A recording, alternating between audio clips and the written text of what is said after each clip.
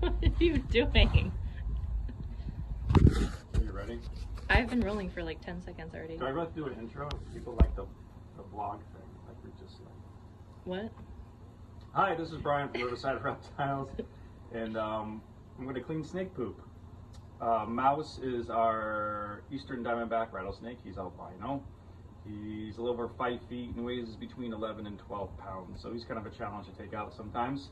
But we're going to get him out. We're going to put him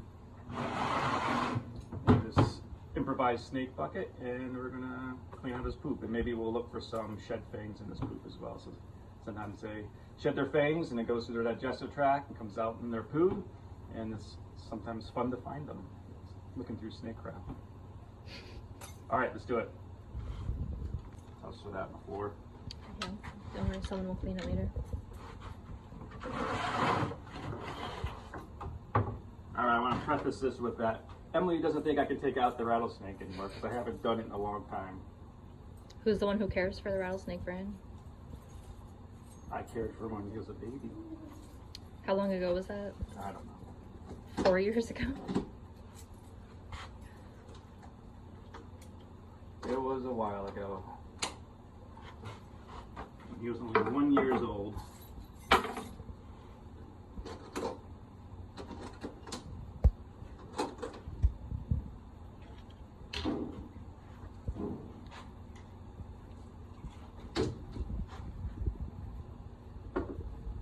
Whoa, he is smelly. I don't even see him.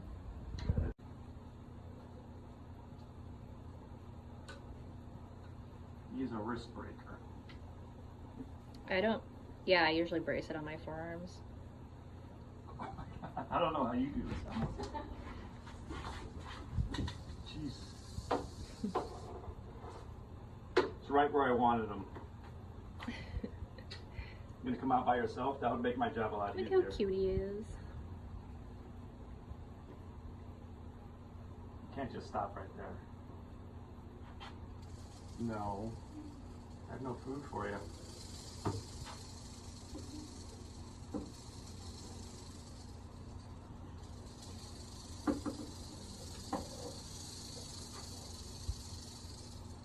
just felt my wrist snap.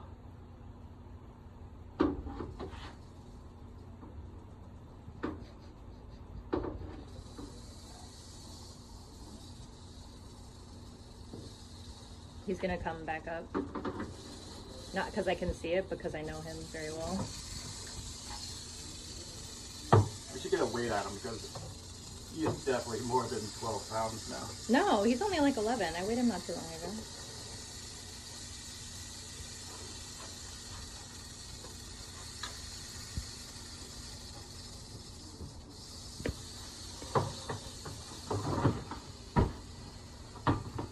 See, I thought it was just a piece of cake.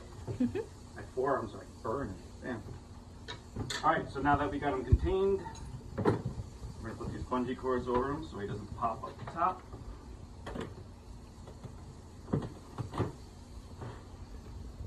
And then you can come in here and see his lovely Soup. poop soup.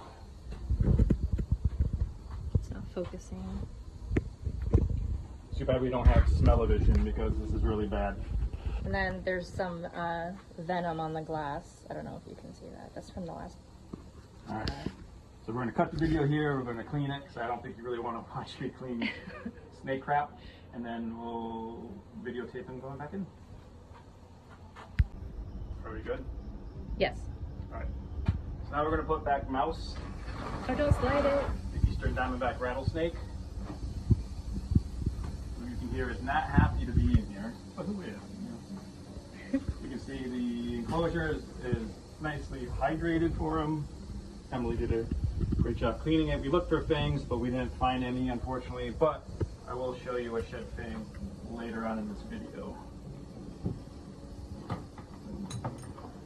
So it's always fun trying to put him back because sometimes he just pops out and goes back on his own, and sometimes he pops out the other way and goes onto the floor. So we'll see what he does today. Hopefully he's well behaved. Are you using both of those? Give me one just in case. Thank you. he's sometimes what we call Jack in the Box, because sometimes you take off the top, he just pops right up.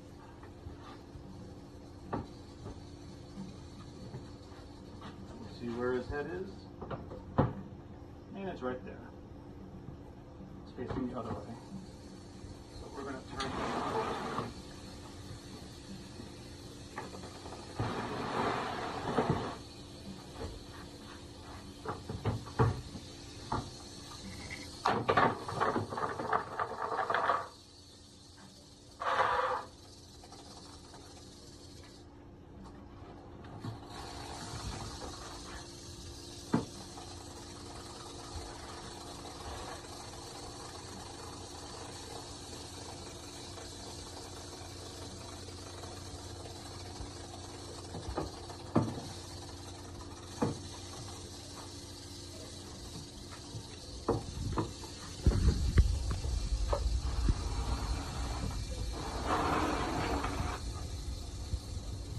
Oh, buddy, you were so close.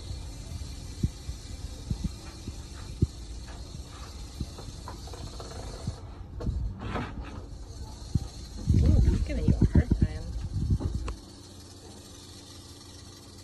Done your hook?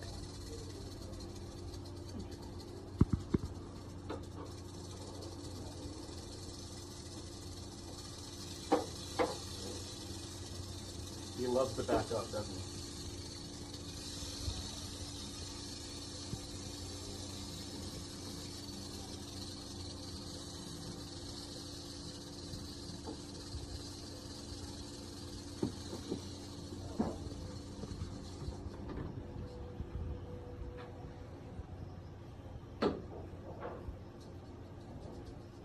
Wasn't super difficult today, but it definitely wasn't easy either.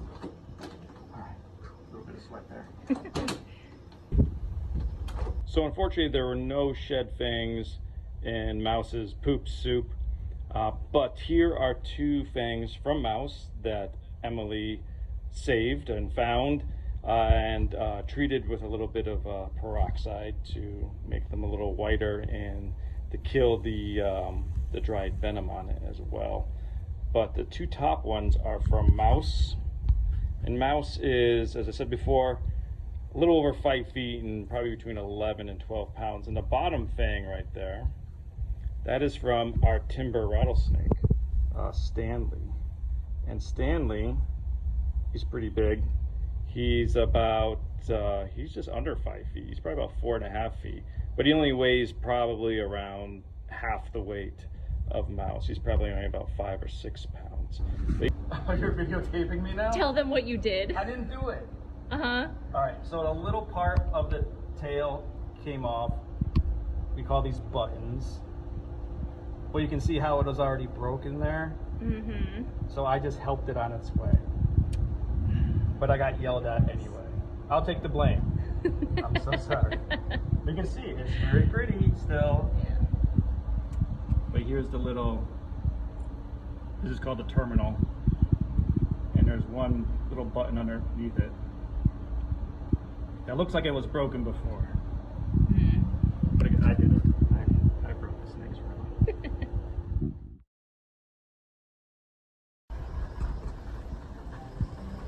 Can you see? Yeah. Very dusty.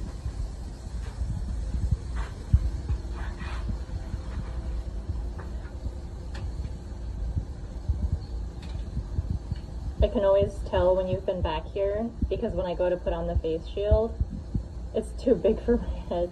I do have a big head. Alright, so I guess we're cleaning more venomous snakes today. We're going to get Spitty the Spitting Cobra, the Red Spitting Cobra, out. Let me get this ready. Spitty, let me think how old he is. I think he's about 8 or 9 years old. I think I got him when he was about 3. And he's a huge red spitting cobra, one of the biggest I've ever seen. And he's usually a good boy. So we'll see. But we always wear full face masks when we work with spitting cobras, because if we just wear glasses, which is sometimes fine as well, but when they do spit, when they do shoot their venom out of their fangs, there is a little bit of a mist, and if you were to inhale that and it got in your lungs, you'd be in very big trouble. So if they get us in a close range, this will protect us not just from the stream of venom that comes out of your face, but any smaller airborne particles that you could potentially breathe in. So we're going to get Spitty out. We're going to put him in here and clean up his poo. And it is going to be hard to hear me when I have the face mask down.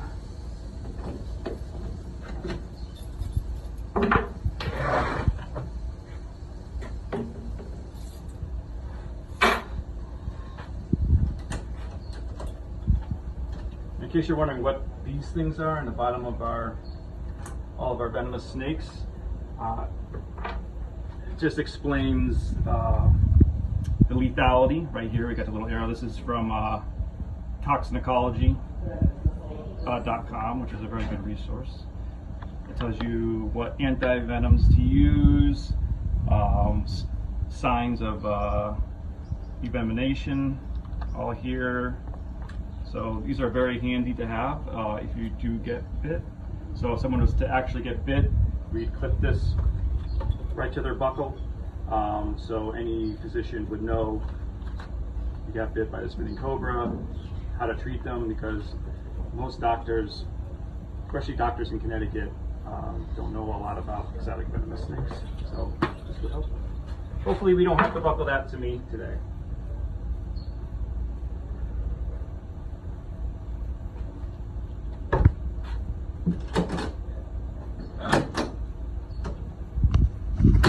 And this has always been a sticky door.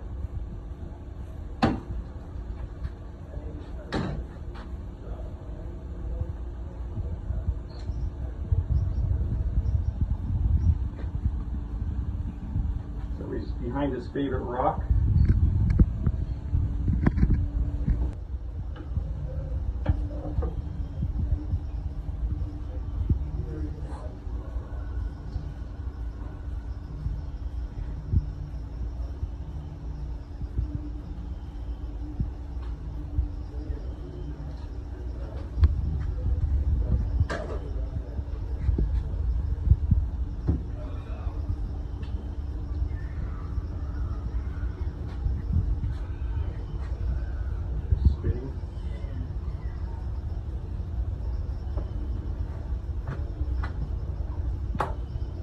Just cleaning this hook for himself.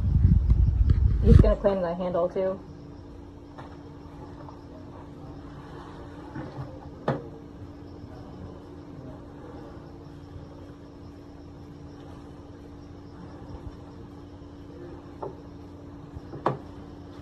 One thing I didn't know about spitting cobras when I first started working with them. That's not shovel away. One thing I didn't know about spitting cobras when I first started working with them is they have very prehensile tails, which you usually figure for mostly arboreal snakes, but it's not on. No. We're good. Okay. So they hold on really tight with their tails. But now we have Spitty safely contained, and we're gonna clean some food. Yeah. All right, so it was really tough cleaning this enclosure out. I'm like sweaty from doing it. I'm just joking. Emily does 95% of the venomous handling here and cleaning. So I just want to give Emily behind the camera most of the credit here. What is that 5% that I don't do? Well, it's the stuff I help you with, like feed the mambas, Okay. king cobra stuff. Mm-hmm. But Emily does most of it. Okay. I just like the attention. This is what I do. I'm an attention seeker.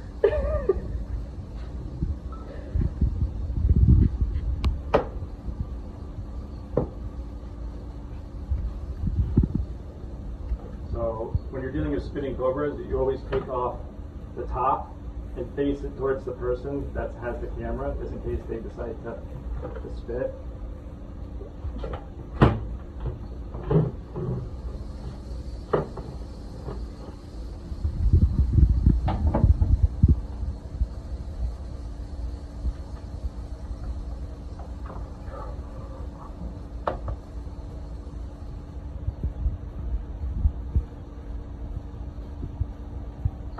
Method with him.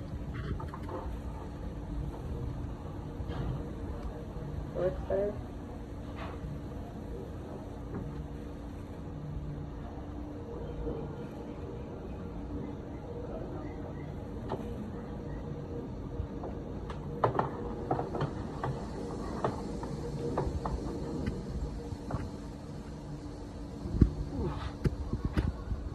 Better look at him.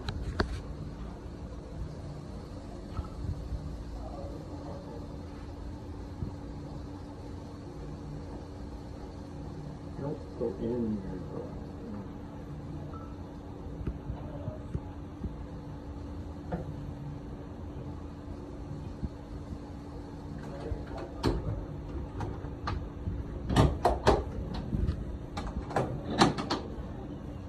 All right. On to the next.